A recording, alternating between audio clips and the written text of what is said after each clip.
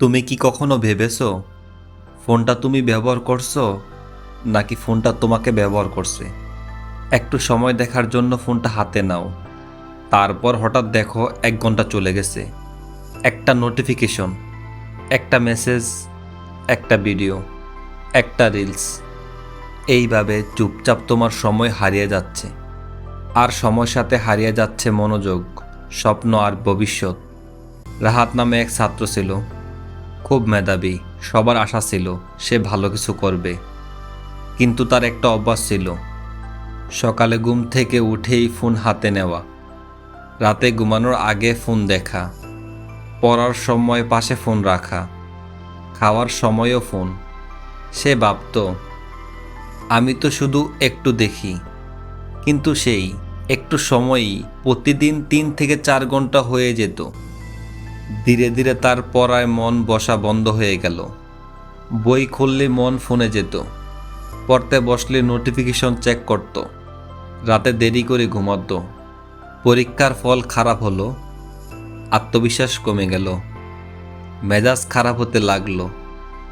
একদিন সে আয়নায় নিজেকে দেখে ভাবল, আমি তো এত খারাপ না, তাহলে পিছিয়ে যাচ্ছি কেন?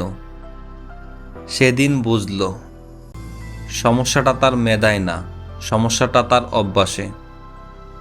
স্মার্টফোন খারাপ না, খারাপ হলো যখন এটা প্রয়োজনীয় জিনিস থেকে আসক্ত জিনিসটা হয়ে যায়।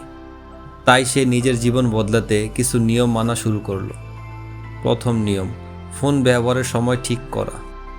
সে ঠিক করলো, দিনে নির্দিষ্ট সময় ছাড়া ফোন ধরবে না, শুধু প্রয়োজনীয় কাজে ব্যবহার করবে। দ্বিতীয় নিয়ম, পড়ার সময় ফোন দূরে রাখা। পড়তে বসার আগে ফোন অন্য ঘরে রেখে দিত, হাতের কাছে ফোন না থাকলে মনোযোগ বাড়ল। তৃতীয় নিয়ম, নোটিফিকেশন বন্ধ করা। বারবার শব্দ হলে মন ভেঙে যায়, তাই সব অপ্রয়োজনীয় নোটিফিকেশন বন্ধ করে দিল। চতুর্থ নিয়ম, অপ্রয়োজনীয় অ্যাপস মুছে ফেলা। যে অ্যাপ শুধু সময় নষ্ট করত সেগুলো ডিলিট করে দিল। পঞ্চম নিয়ম, ফোনে কঠিন পাসওয়ার্ড দেওয়া। বারবার খুলতে ইচ্ছে কমে গেল। ষষ্ঠ নিয়ম, সময় দেখতে ঘড়ি ব্যবহার করা। ফোন বের করলে আবার অন্যদিকে মন চলে যেত, তাই সে হাত ঘড়ি ব্যবহার শুরু করলো। সপ্তম নিয়ম, ঘুমের আগে ফোন বন্ধ করা। ঘুমানোর 2 ঘন্টা আগে ফোন বন্ধ রাখা, ফলে ঘুম ভালো হলো, সকাল ভালো শুরু হলো। অষ্টম নিয়ম, নিজেকে প্রশ্ন করা। যখন ফোন ধরতে ইচ্ছে করত সে নিজেকে জিজ্ঞাসা করত, এটা কি দরকার নাকি শুধু অভ্যাস? 1 মাস পর রাহাত বদলে গেল, তারপরে মন বসতে লাগলো, ফলে ভালো হতে লাগলো। মাথা শান্ত হলো, আত্মবিশ্বাস ফিরে এলো। সে বুঝলো, ফোন ছাড়িনি, শুধু ফোনের দাস হওয়া ছেড়েছি। শোনো, স্মার্টফোন তোমার শত্রু না, কিন্তু নিয়ন্ত্রণহীন ব্যবহার তোমার বড় শত্রু। আজ তুমি যদি সময় নষ্ট করো, কাল আফসোস করবে। আজ যদি তুমি নিয়ন্ত্রণ নাও, কাল সফলতা তোমার দরজায় কড়া নাড়বে।